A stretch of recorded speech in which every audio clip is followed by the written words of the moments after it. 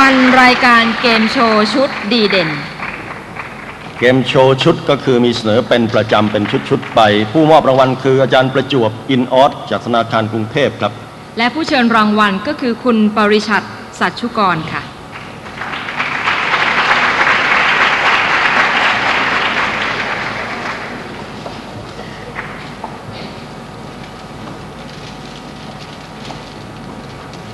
รางวัลรายการเกมโชว์ชุดดีเด่นได้แก่รายการเกมเปิดโลกทางสถานีโทรทัศน์ช่อง 3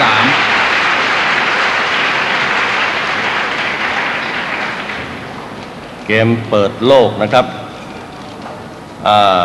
ผู้ถือกุญแจโลกนะครับรองจากคุณดำรงคุณคณิษฐามีมิตรกิจเป็นผู้รับมอบ